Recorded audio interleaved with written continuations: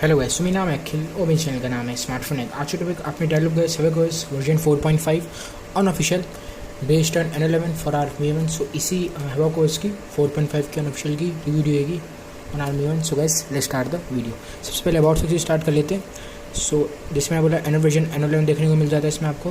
Havoc version 4.5 एनर्ट्स कटी ये भी भाई लेटेस्ट है, मानता हूँ अप्रैल तक जा ही चुका है, बट आई मीन May 5 का 2021 एनर्ट्स कटी आपका।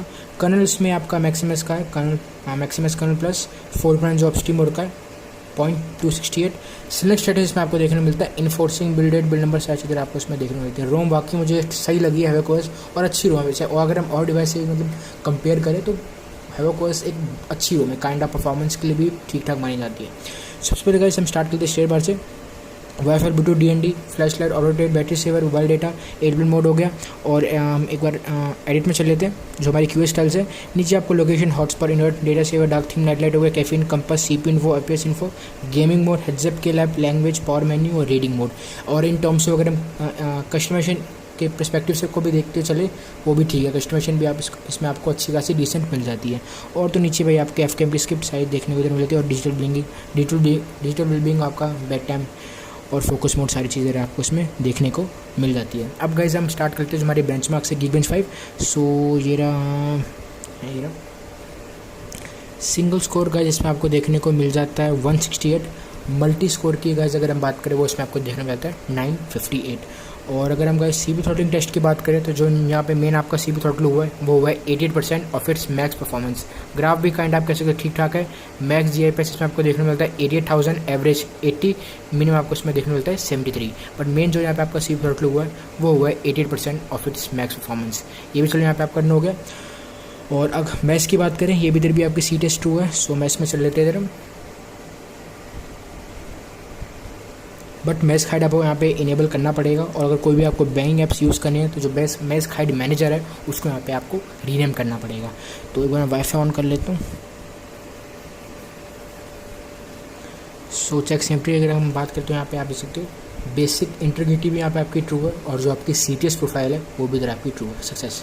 सो इधर भी अगेन कोई इशू हमें फेस नहीं है। बस एक ही इशू मुझे इस रोम में अभी तक जो आया है वो है भाई आपके फ्रीज इशू। और जब मैं हमेशा ही कहता हूँ भाई मुझे ज़्यादा के जो फ्रीज इशू आते हैं ना वो रिलेटेड आते हैं जैसे आपका टेलीग्राम हो गया मेन। तो TG का तो मुझे मॉर्निंग में ही आसपास आया था, अराउंड 10 साढ़े 10 बजे आया था। अगर मैं फ्रीज इशू की बात करूँ मतलब जैसे ही ऐसे फ़ोन मैंने बंद कर रखा है, जैसे ही फ़ोन को मैंने ऑन करा टेलीग्राम खोला वैसे ही फ़ोन फ्रीज़ हो गया। लॉल मतलब ऊपर नोटिफिकेशन आ रखे थे उसमें मैंने टैप करा टेलीग्राम खोला फ्रीज़। यही मुझे थोड़ा इसमें था कि वो मुझे पता ही था कि मुझे टेलीग्राम का ही सबसे ज़्यादा फ्रीज इशू आएगा और वही होता है। फेसबुक का भी आता है बट मेन मुझे टेलीग्राम का ही आएगा।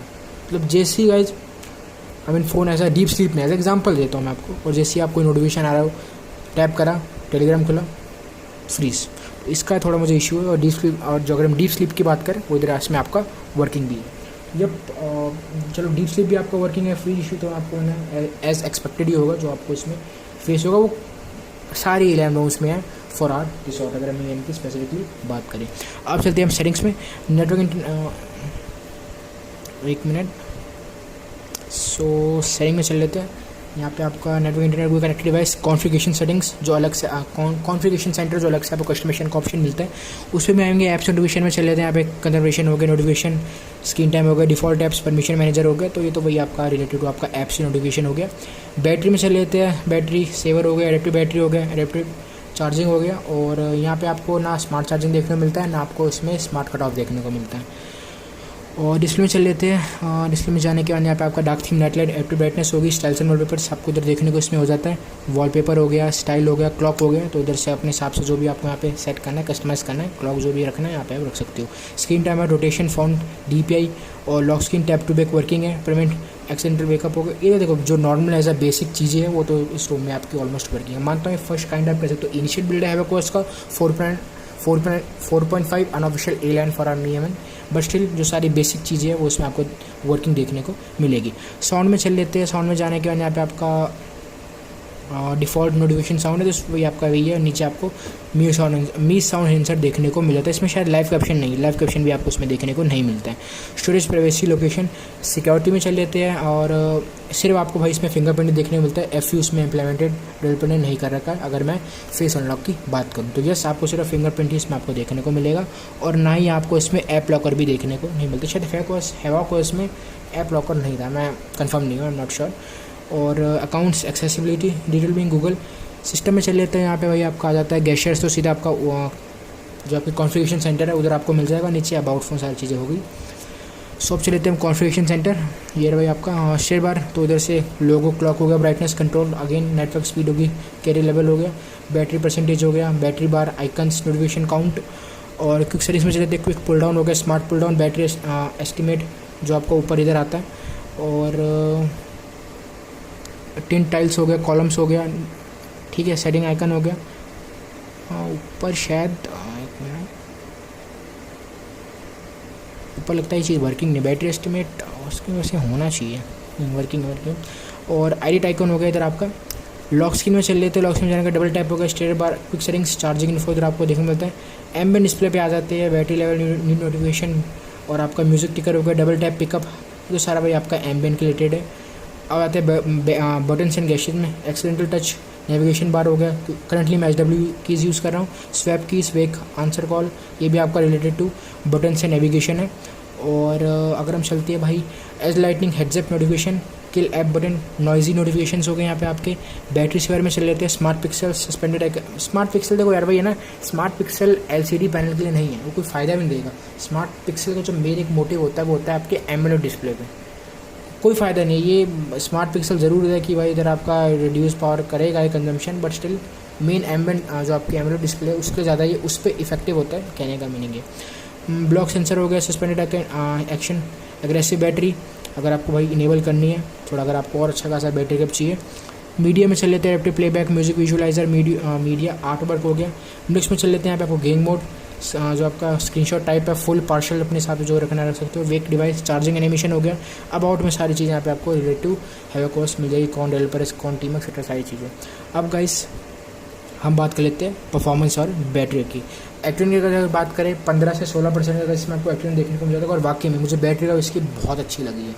अच्छी नहीं तो काइंडा कहूँगा, जिसका डिफ़ॉल्ट करना है मैक्सिमस, उसके साथ ठीक है 15 से 16% का आपका एक्टिविटी है, जो आप काइंडा कह सकते हो ओके है। इतना आपका शायद Sierra Droid का है, 15.5 से 16.5% के बीच है उसका एक्टिविटी। और गाइस अगर हम नॉर्मल SOT की बात करें तो अराउंड आपको 5.5 से 6 घंटे का इसमें नॉर्मल SOT मिल जाएगा।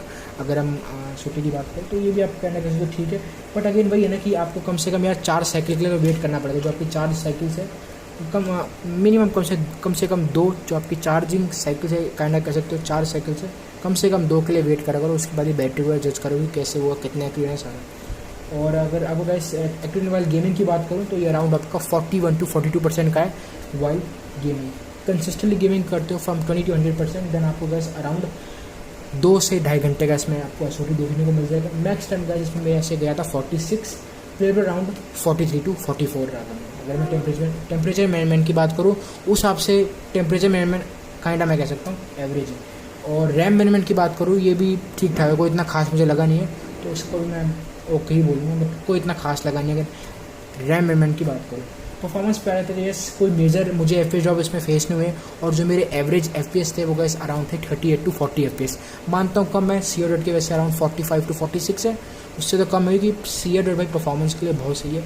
इवन पिक्सल प्लस UI भी अच्छी है, और तो डॉट ओवर सब आ चुकी है जो वर्जन 5.1 क्या बढ़िया है भाई, तो उसको भी यूज़ कर सकते हो। पर अगर हैवक OS का अगर आपको बताऊँ तो कोई मेजर FPS ड्रॉप मुझे ज़्यादा इसमें फेस नहीं हुए, और अराउंड मुझे 38 to 40 FPS में ये देखने को मिल जाते। और टच रिस्पॉन्स भी काइंडा मुझे इसमें ओके लगा, बट यस लिटिल बिट आपको इसमें इन गेम लैग तो यार फेस होगा ही। और ओवरऑल परफॉर्मेंस के हिसाब से अगर आपको बताऊं तो परफॉर्मेंस मुझे इसमें मॉडरेट ही लगी है, ठीक ठाक परफॉर्मेंस है, बट बैटरी बैकअप बहुत बड़े लगा है।